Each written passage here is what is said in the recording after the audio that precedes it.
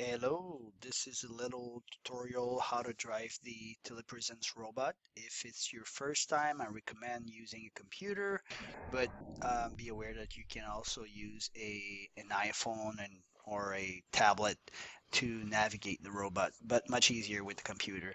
So first you'll have to choose your camera and your microphone. You connect and then you'll be able to drive the robot. It's starting from the dock. It should start from the dock like this one right here. And the first thing is just to click at exit dock.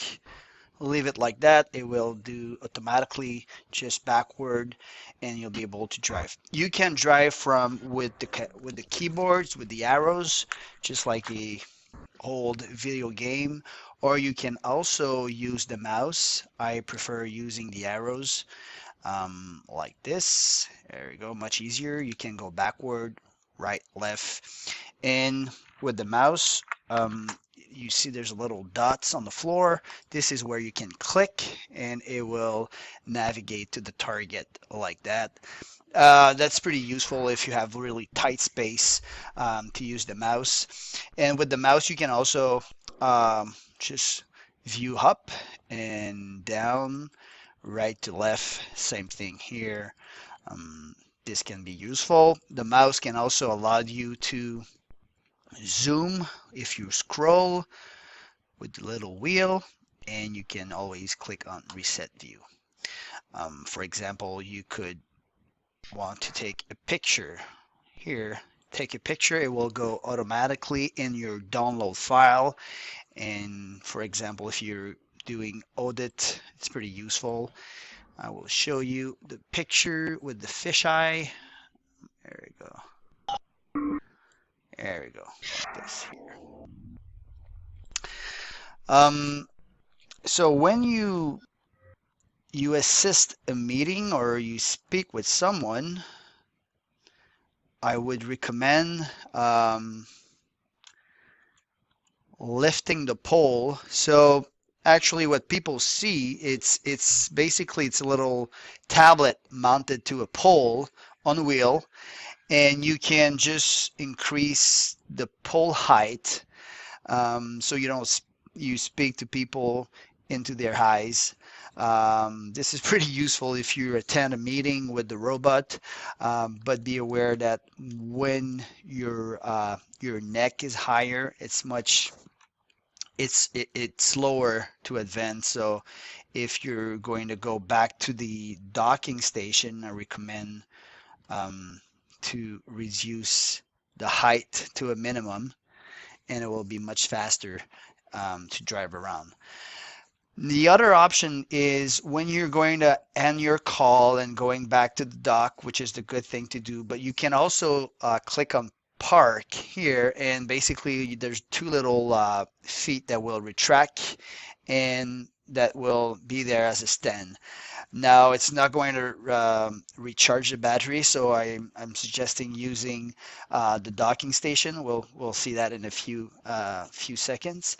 And for the other option, you can share your screen. This is pretty useful if you're in a meeting or if you want to show something. You can share your different monitors, or you can share some tabs on your Chrome or Firefox navigator. And you can also share a website where people will be able to interact. So it's really like a touchscreen monitor. So this is very useful too. If you don't hear people that much, there's an option here, especially in that kind of environment. You can boost the audio. Boost. I do that pretty often. If the internet is pretty low in terms of signal, I recommend using lower quality video here. By default, it's high, and there's also a night vision if you're not necessarily for night, but if you're in an environment there's not much light, this is pretty useful too.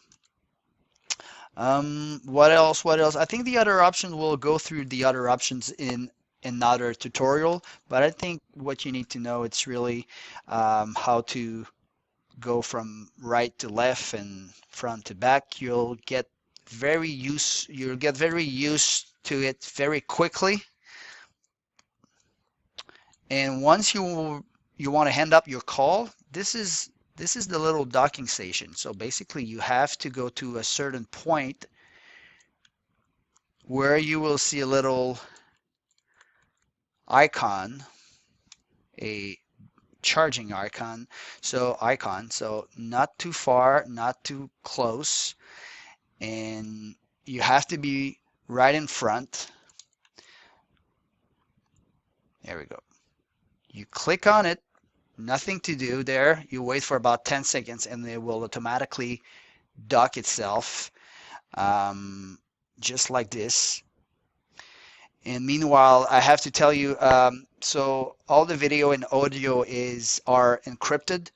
Um, it's a really light robot, so it's not going to, if it hits all the furniture or obstacle, it's not going to break anything.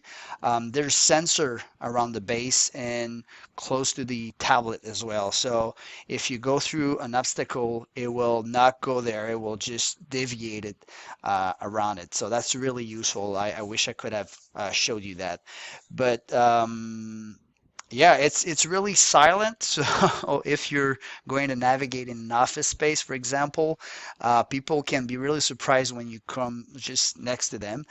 And that's pretty much it. Once you see now you were docked, we have the parking icon red. That means it's docked, and we can just hand the call like that.